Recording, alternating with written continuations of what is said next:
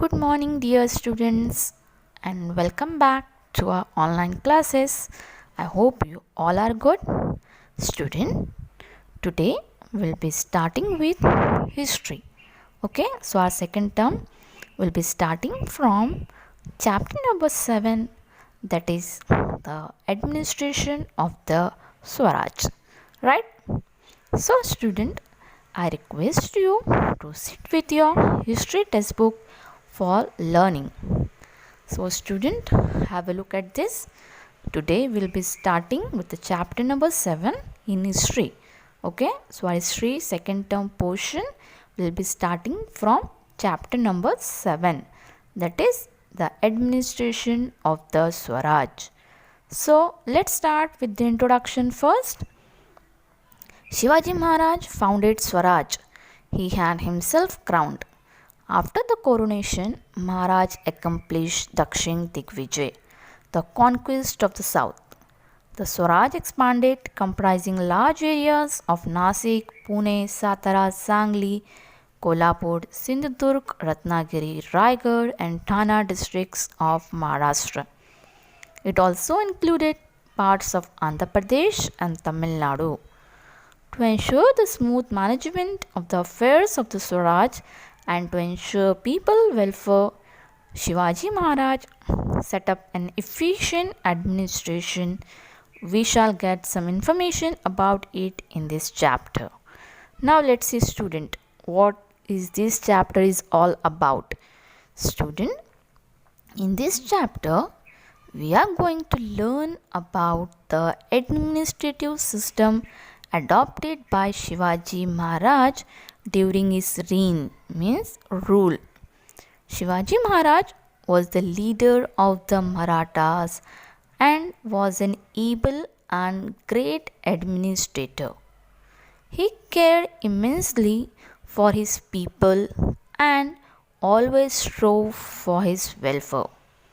The territory over which Shivaji ruled was known as Swarajya. Right? Shivaji Maharaj's territory indeed was very large.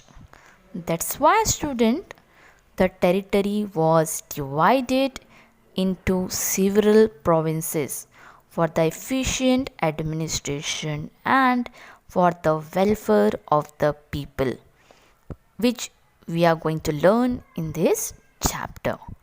So, let's start with the first topic, that is Ashtrapadhan Mandal, that is Council of 8 Ministers.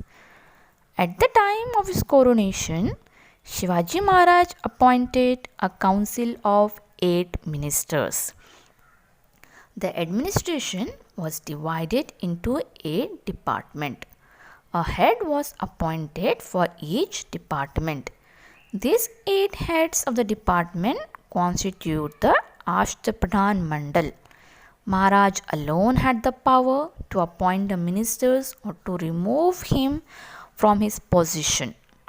The ministers were answerable to Maharaj for the administration of their respective department. Now see, student, explanation of this paragraph. Student, for a smooth management for affair of his territories and the welfare of his people, Shivaji Maharaj set up an efficient administrative system. Therefore, Shivaji Maharaj set up a council of 8 ministers, and that council which he was set up was known as Ashtrapadhan Mandal. Student, you have to keep this in your mind because this might become for your fill in the blanks or one line answer. What is Ashtrapadhan Mandal?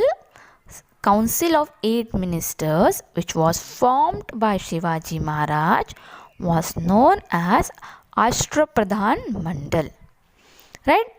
Now, student, the entire administrative of the Swaraj was divided into 8 departments, and each minister was in charge of the particular department, and they were put in charge by Shivaji Maharaj to appoint or remove a particular minister from his post or position. Now, this eight heads of the department was answerable to Maharaj for the administration of their department. Okay, student, if something happened in a particular department, so that minister student will have to answer to whom? To Shivaji Maharaj. Understood? Now, how these eight departments selected? Yes, these eight members were selected on the basis of the merits and achievement. Okay, on the basis of the achievements and merit, these members will going to be selected by Shivaji Maharaj, which was student smoothly unusual in these times, where jobs and occupation, post and position were given to the people at the time of their hereditary. Now, student, in return of the services, okay, now these members, these ministers, they are providing services for the administration of Swaraj, right? So, in return of the services, Shivaji Maharaj did not give them any watan or jagirs.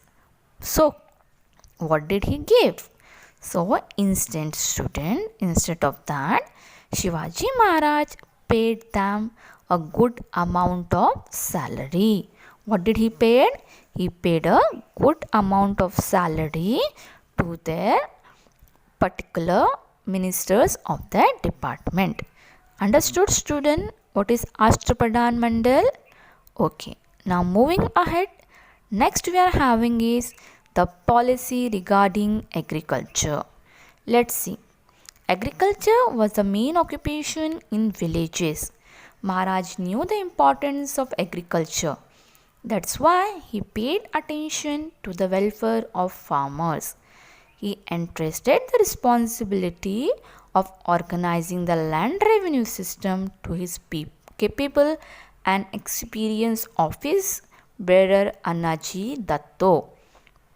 He warned the officers that they should not collect more revenue than the amount that was fixed.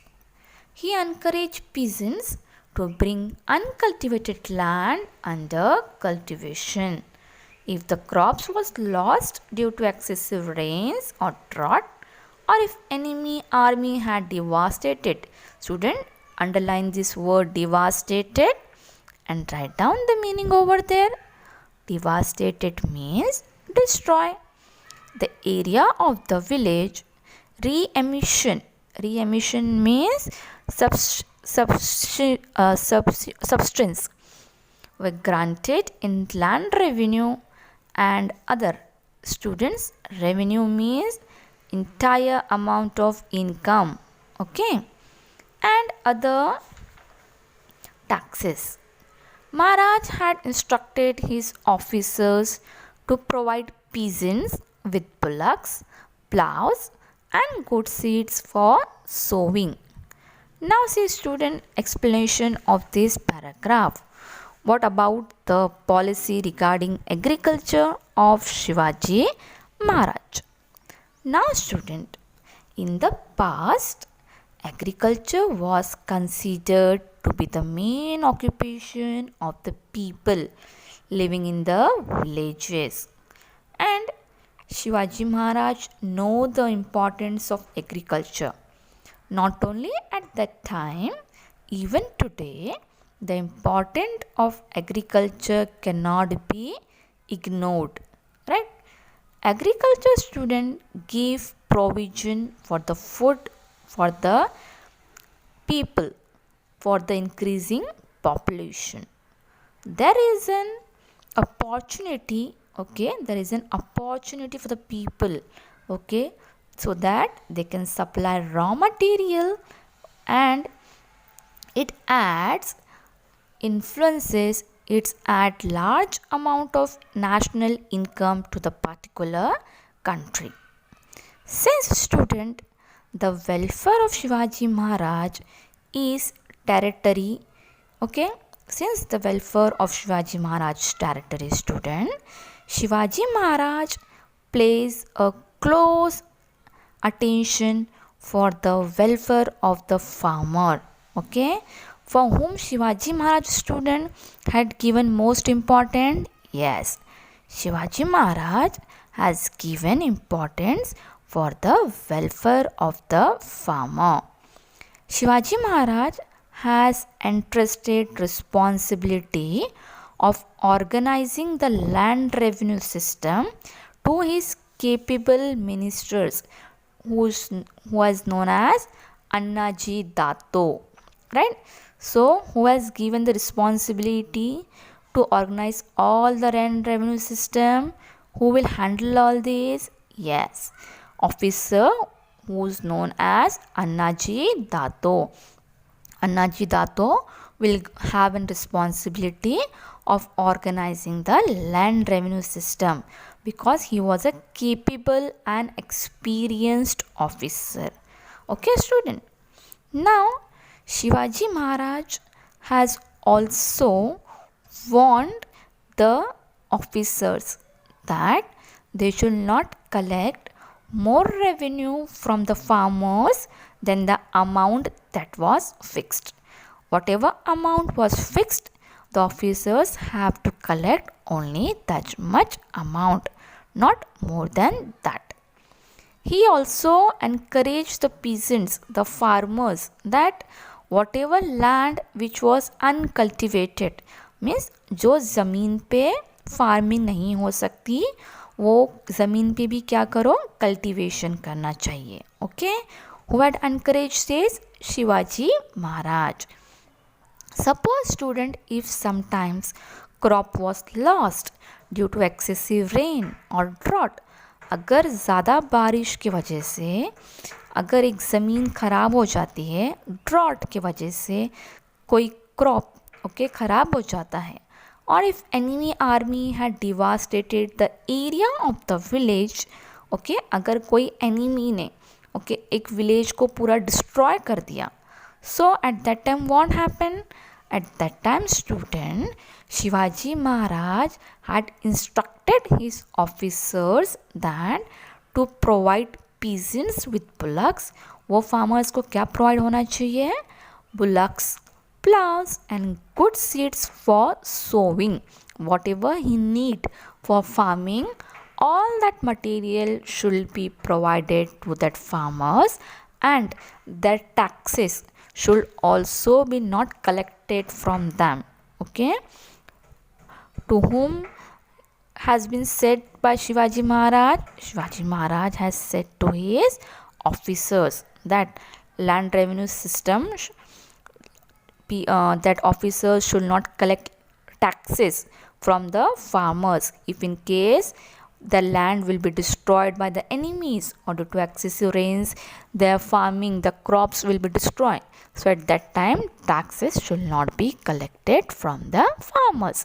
Instead of them, that farmers should provided all the facilities which they needed. Understood, student? Okay. Now next we are having is village economy of that period. At that time, what was the village economy? We are going to learn now. Agriculture was the backbone of the rural economy. In villages, many occupations developed to supplement agriculture. Artisans.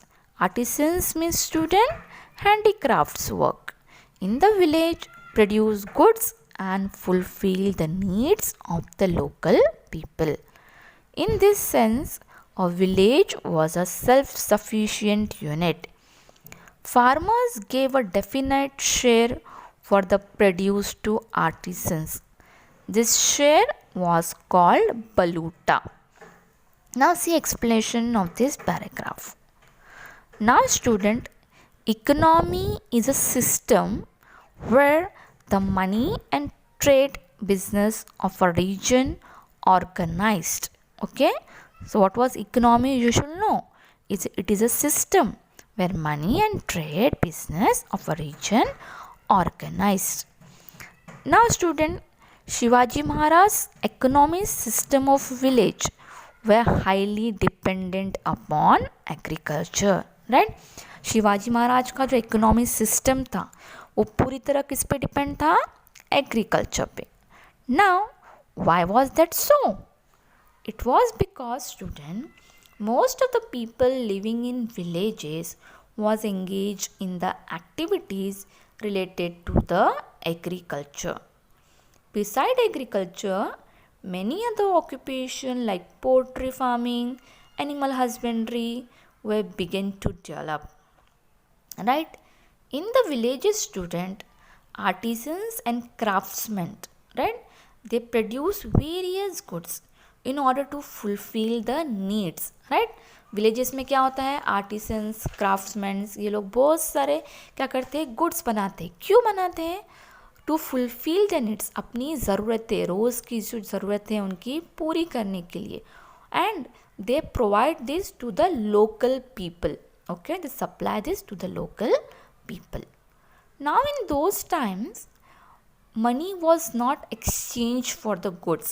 Okay, जैसे अब इस time पे आज के period में हम पैसे देके कुछ चीज़ें खरीदते हैं, वो टाइम पे क्या था student? Money was not exchange for the goods. So क्या होता था? Instant a farmer give a share of their agriculture produced to the artisans for the services. Okay, they gave to the village community. Right?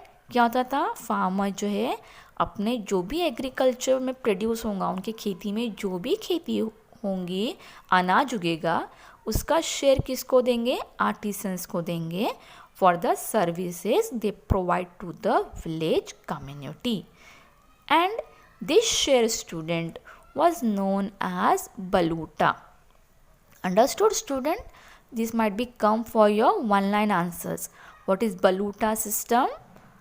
Yes, agriculture, when farmer provide agriculture produce to the artisans, a share of their agriculture produce to the artisans for the service they gave to the village community.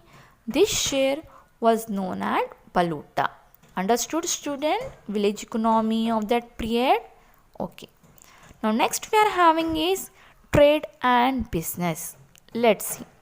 Maharaj knew that the kingdom does not prosper. Prosper means progress without an increase in trade. Merchant brings novel goods.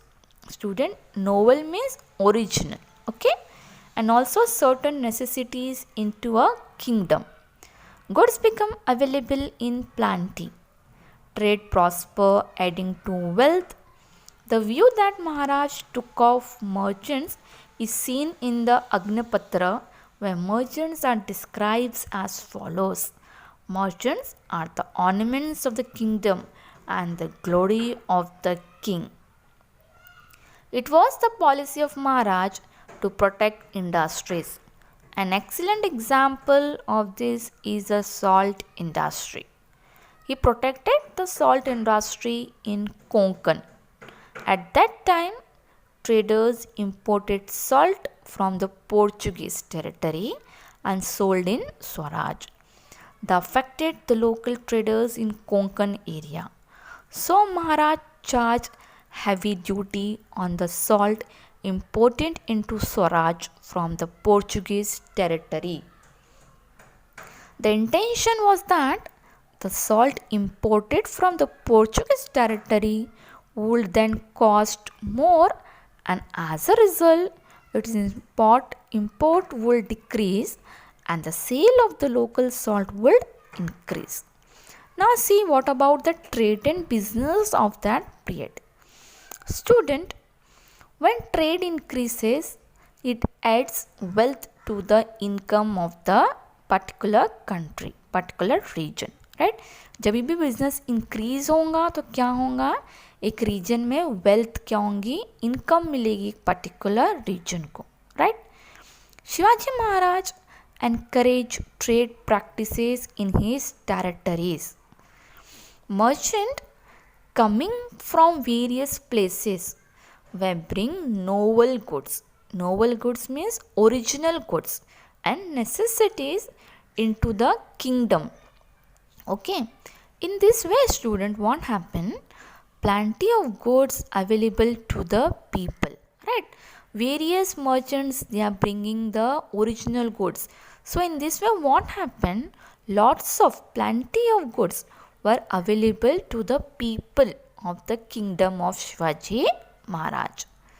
Now Maharaj had made a policy to protect the industries which was flourishing during his time. One such example was the salt industry in Konkan. Now, what had happened there was, so student, there was some salt traders, right? जो salt का business करते थे, salt traders, who will import salt from the Portuguese territory, and they will send them into the territories of Shivaji Maharaj at a lower prices. Okay, ये जो salt traders थे, ये क्या करते थे, पोर्चुगीज से सॉल्ट लेके शिवाजी महाराज के टेरिटरी में एकदम लो प्राइस में सेल करते थे. When this will happen, many people will go on to buy salt which was available into them at a cheaper price, right? In this way student, many local traders suffer a loss, right?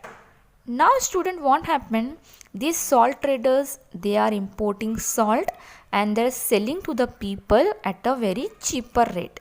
इसके वजह से क्या होने लगा, बहुत सारे जो traders थे, लोकल ट्रेडर्स थे, they suffer a loss. Now, in order to stop this happening, Shivaji Maharaj has seen this and Shivaji Maharaj know that local traders are suffering a losses because of these traders. So, in order to stop this happening, Shivaji Maharaj charged a heavy taxes on the salt what was imported from Portuguese territory. He did this with the intention that the important salt will now become costly. What was the intention behind this student? Why Shivaji Maharaj charged heavy taxes? Because Shivaji Maharaj wanted to stop all this. Okay. So what he did? He charged a heavy taxes on the salt which was imported from Portuguese territory. He did this because common people will purchase the salt available in the local markets. If the tax become heavy, that people will not going to do all these things and the local people will also not going to suffer. Because of this, the common people will easily purchase the salt which was available in the local market. So I hope you understood the trade and business of Shivaji Maharaj. Okay. Now next we are having a student, the military organization. Let's see what was the military organization of Shivaji Maharaj. There were two main divisions of the army of Shivaji Maharaj, infantry and cavalry. Student, underline this, infantry and cavalry. These are the army of Shivaji Maharaj. In the infantry, there were officers such as Havaldar, Jumledar, etc. You have to underline this also. The chief of the infantry was called Sarnobat. Underline this line student. The chief of the infantry was called dash. This might become for fill in the blanks. So answer was Sarnobat. He was highest officer in the infantry.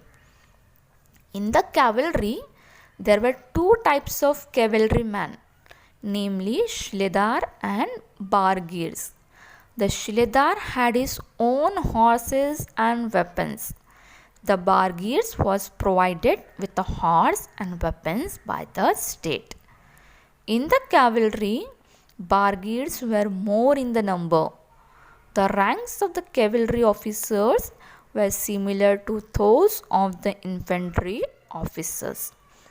The highest officer in the cavalry was the Sarnobat. Underline this line, student. The highest officer in the cavalry was known as Sarnobat.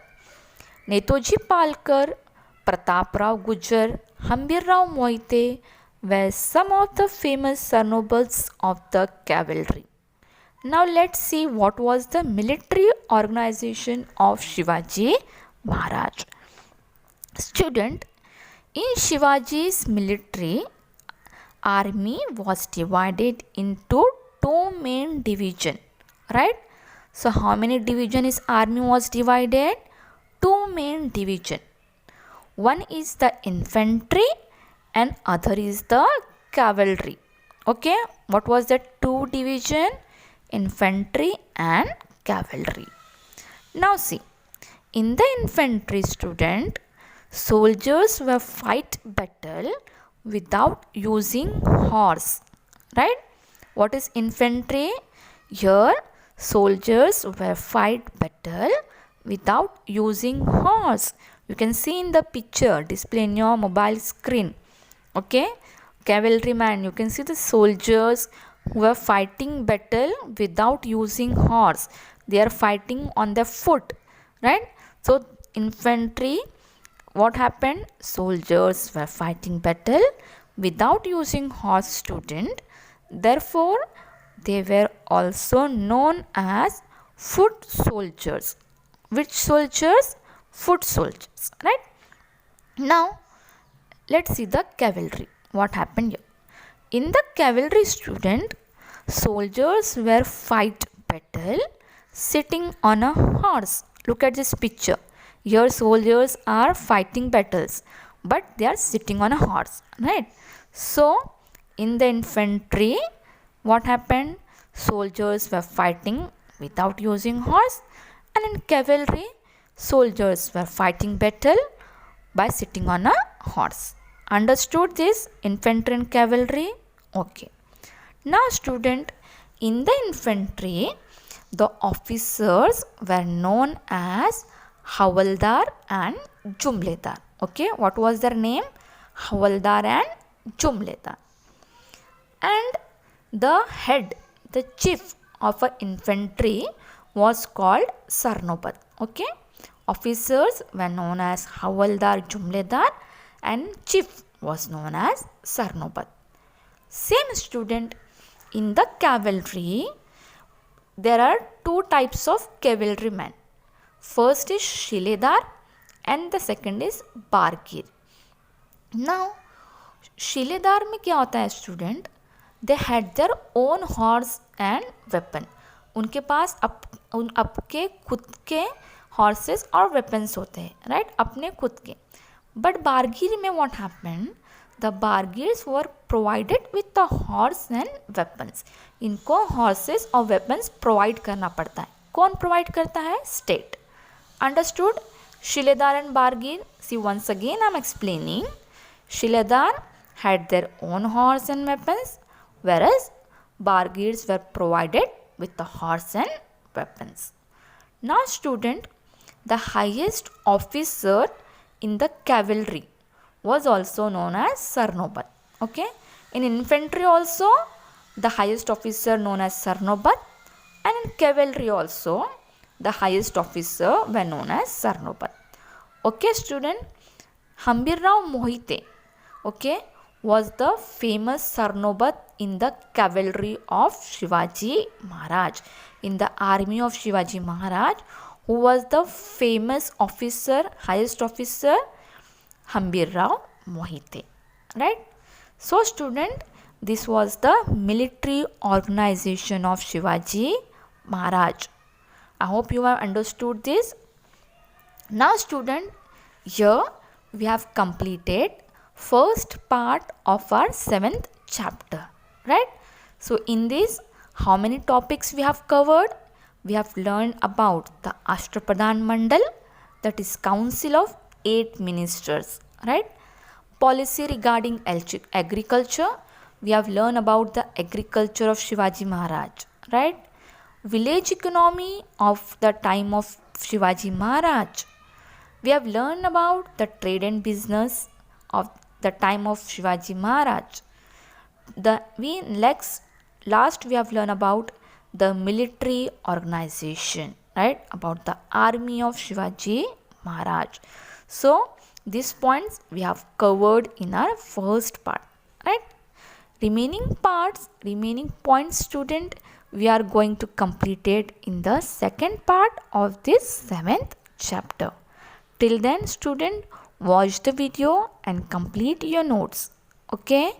Take care everyone and thank you.